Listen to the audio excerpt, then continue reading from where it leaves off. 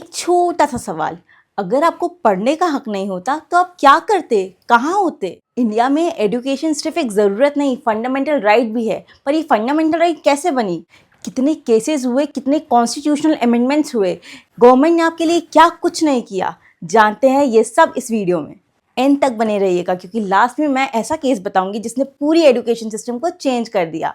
So let's decode right to education, असली सच, वो भी सिंपल लैंग्वेज में। Mohini Jain versus state of Karnataka. एक टाइम था इंडिया में एजुकेशन सिर्फ एक पॉलिसी थी, कोई राइट नहीं।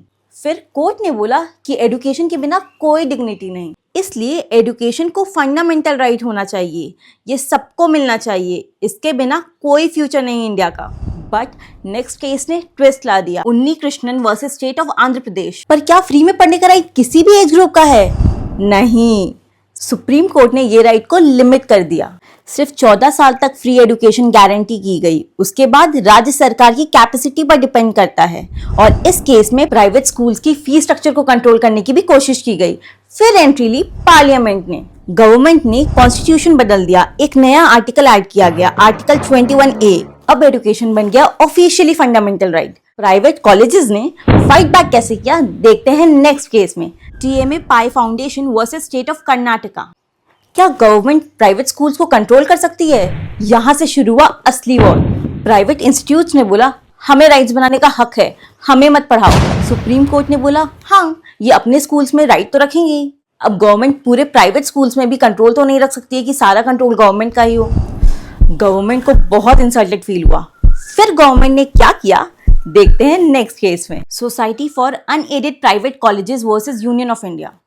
अब प्राइवेट स्कूल्स को गरीब बच्चों को भी पढ़ाना पड़ेगा।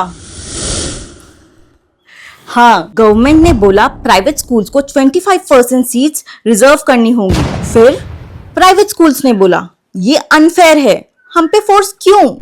फिर मैटर गया supreme court of India. Supreme court ने बोला एजुकेशन बिजनेस नहीं है, ये एक सोशल रिस्पॉन्सिबिलिटी भी है। पर माइनॉरिटी इंस्टीट्यूट्स को इस रूल से एग्जेम्पशन मिली। अब हर बच्चे को, चाहे वो गरीब हो या अमीर, एजुकेशन का रियल चांस मिलता है। लॉ समझो ये फ्यूचर बदल सकता है।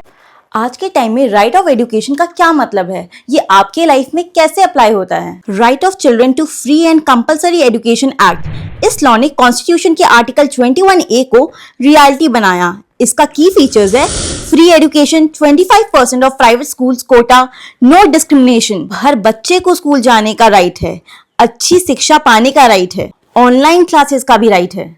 कोविड के बाद डिबेट हुआ क्या इंटरनेट और डिवाइसेस भी एजुकेशन का पार्ट है?